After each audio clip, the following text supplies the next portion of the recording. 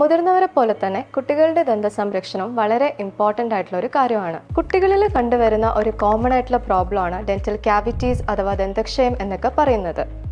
തുടക്കത്തിൽ തന്നെ കുട്ടികളുടെ പല്ലുകൾ ഉണ്ടാകുന്ന കേടുകളെ തടയുവാനും പല്ലുകളെ പ്രൊട്ടക്റ്റ് ചെയ്യാനും നമുക്ക് സാധിക്കുന്നതാണ്.